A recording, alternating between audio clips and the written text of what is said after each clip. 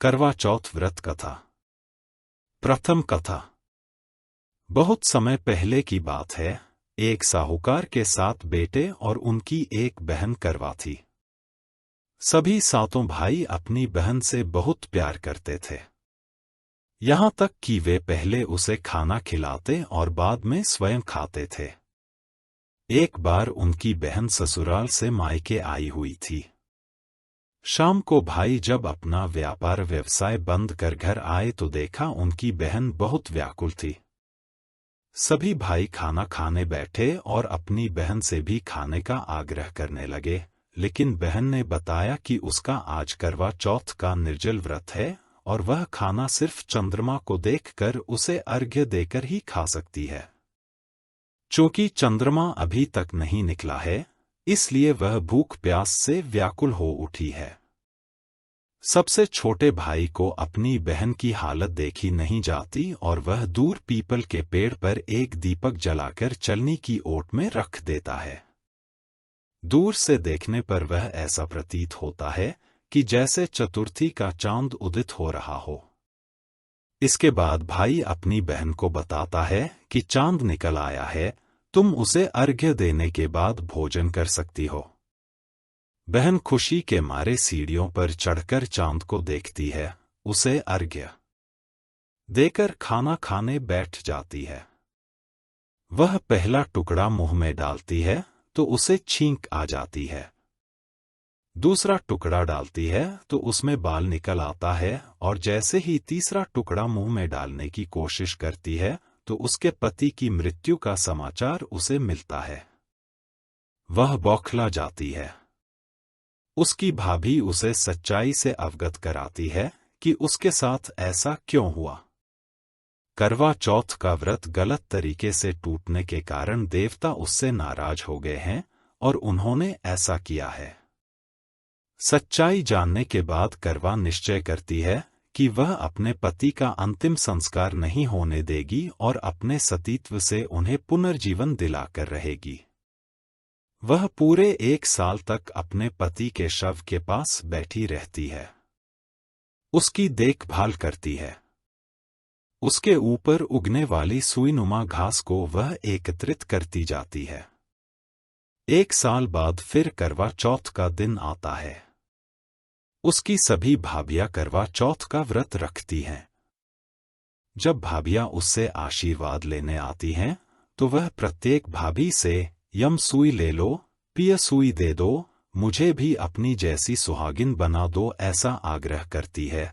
लेकिन हर बार भाभी उसे अगली भाभी से आग्रह करने का कह चली जाती है। इस प्रकार जब छठे नंबर की भाभी आती है तो करवा उससे भी यही बात दोहराती है। यह भाभी उसे बताती है कि चूंकि सबसे छोटे भाई की वजह से उसका व्रत टूटा था, अतः उसकी पत्नी में ही शक्ति है कि वह तुम्हारे पति को दोबारा जीवित कर सकती है, इसलिए जब वह आए तो तुम उसे पकड़ लेना और जब तक वह तुम्हारे पति को जिंदा न कर दे उसे नहीं छोड़ना। ऐसा कह के वह चली जाती है। सबसे अंत में छोटी भाभी आती है। करवा उनसे भी सुहागिन बनने का आग्रह करती है, लेकिन वह टाल मटोली करने लगती है। इसे देख करवा उन्हें जोर से पकड़ लेती है और अपने सुहाग को जिंदा करने के लिए कहती है। भाभी उसे छुड़ाने के लिए नोचती है, खसोटती है, लेकिन करवा नहीं छोड़ती है। अंत में उसकी तपस्या को देख भाभी पसीज जाती है और अपनी छोटी अंगुली को चीरकर उसमें से अमृत उसके पति के मुंह में डाल देती है। करवा का पति तुरंत श्री गणेश कहता हुआ उठ बैठता है। इस प्रकार प्रभु कृपा से उसकी छोटी भाभी के माध्यम से करवा को अपना सुहाग वापस मिल जाता है। हे श्री गणेश मां गौरी, जिस प्रकार करवा को चिर सुहागन का वरदान आपसे मिला है, वैसा ही सब सुहागिनों को मिले। द्वितीय कथा। इस कथा का सार यह है कि शाकप्रस्थपुर वेदधर्मा ब्राह्मण की विवाहिता पुत्री वीरवती ने करवा चौथ का व्रत किया था। नियमानुसार उसे चंद्रोदय के बाद भोजन करना था, परंतु उससे भूख नहीं सही गई और वह व्याकुल हो उठी। उसके भाइयों से अपनी बहन की व्याकुलता देखी नहीं गई और उन्होंने पीपल की आड़ में आतिशबाजी का सुंदर प्रकाश फैलाकर चंद्रोदय दिखा दिया और वीरवती को भोजन करा दिया। परिणाम यह हुआ कि उसका पति तत्काल अदृश्य हो गया। अधीर वीरवती ने 12 महीने तक प्रत्येक चतुर्थी को व्रत रखा और करवा चौथ के दिन उसकी तपस्या से उसका पति पुनः प्राप्त हो गया। तृतीय कथा। एक समय की बात है कि एक करवा नाम की पतिव्रता स्त्री अपने पति के साथ नदी के किनारे के गांव में रहती थी। एक दिन उसका पति नदी में स्नान करने गया। स्नान करते समय वहां एक मगर ने उसका पैर पकड़ लिया। वह मनुष्य करवा करवा कह के अपनी पत्नी को पुकारने लगा। उसकी आवाज सुनकर उसकी पत्नी करवा भागी चली आई और आकर मगर को कच्चे धागे से बांध दिया। मगर को बांधकर यमराज के यहाँ पहुंची और यमराज से कहने लगी, हे भगवान, मगर ने मेरे पति का पैर पकड़ लिया है। उस मगर को पैर पकड़ने के अपराध में आप अपने बल से नरक में ले जाओ। यमराज बोले, अभी मगर की आयु शेष है, आता मैं उसे नहीं मार सकता। इस पर करवा बोली, अगर आप ऐसा नहीं करोगे तो मैं आपको श्राप देकर नष्ट कर दूंगी। सुनकर यमराज डर गए और उस पतिव्रता करवा के साथ आकर मगर को यमपुरी भेज दिया और करवा के पति को दीर्घायु दी। हे करवा माता, जैसे तुमने अपने पति की रक्षा की, वैसे सबके पतियों की रक्षा करना। चौथी कथा। एक बार पांडु पुत्र अर्जुन तपस्या करने नीलगिरी नामक पर्वत पर गए। इधर द्रौपदी बहुत परेशान थी। उनकी कोई खबर न मिलने पर उन्होंने कृष्ण भगवान का ध्यान किया और अपनी चिंता व्यक्त की।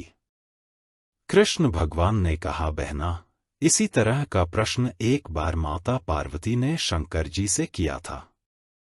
पूजन कर चंद्रमा को अर्घ्य देकर फिर भोजन ग्रहण किया जाता है। सोने, चांदी या मिट्टी के करवे का आपस में आदान प्रदान किया जाता है, जो आपसी प्रेम भाव को बढ़ाता है। पूजन करने के बाद महिलाएं अपने सास-ससुर एवं बड़ों को प्रणाम कर उनका आशीर्वाद लेती हैं। तब शंकर जी ने माता पार्वती को करवा चौथ का व्रत बतलाया। इस व्रत को करने से स्त्रियां अपने सुहाग की रक्षा हर आने वाले संकट से वैसे ही कर सकती हैं जैसे एक ब्राह्मण ने की थी। प्राचीन काल में एक ब्राह्मण था। उसके 4 लड़के एवं एक गुणवती लड़की थी। एक बार लड़की मायके में थी, तब करवा चौथ का व्रत पड़ा। उसने व्रत को विधिपूर्वक किया। पूरे दिन निर्जला रही, कुछ खाया पिया नहीं, पर उसके चारों भाई परेशान थे कि बहन को प्यास लगी होगी, भूख लगी होगी, पर बहन चंद्रोदय के बाद ही जल ग्रहण करेगी। भाइयों से न रहा गया, उन्होंने शाम होते ही बहन को बनावटी चंद्रोदय दिखा दिया। एक भाई पीपल की पेड़ पर छलनी लेकर चढ़ गया और दीपक जलाकर छलनी से रोशनी उत्पन्न कर दी। तभी दूसरे भाई ने नीचे से बहन को आवाज दी, देखो बहन, चंद्रमा निकल आया है, पूजन कर भोजन ग्रहण करो। बहन ने भोजन ग्रहण किया। भोजन ग्रहण करते ही उसके पति की मृत्यु हो गई। अब वह दुखी हो विलाप करने लगी। तभी वहां से रानी इंद्राणी निकल रही थी। उनसे उसका दुख न देखा गया। ब्राह्मण कन्या ने उनके पैर पकड़ लिए और अपने दुख का कारण पूछा। तब इंद्राणी ने बताया, तूने बिना चंद्र दर्शन किए करवा चौथ का व्रत तोड़ दिया, इसलिए यह कष्ट मिला। अब तू वर्ष भर की चौथ का व्रत नियम पूर्वक करना तो तेरा पति जीवित हो जाएगा। उसने इंद्राणी के कहे अनुसार चौथ व्रत किया तो पुनः सौभाग्यवती हो गई। इसलिए प्रत्येक स्त्री को अपने पति की दीर्घायु के लिए यह व्रत करना चाहिए। द्रौपदी ने यह व्रत किया और अर्जुन सकुशल मनोवांछित फल प्राप्त कर वापस लौट आए। तभी से हिंदू महिलाएं अपने अखंड सुहाग के लिए करवा चौथ व्रत करती हैं। हमारी वीडियो को लाइक करें, शेयर करें और हमारे चैनल नित्या कुंज सब्सक्राइब भी करें।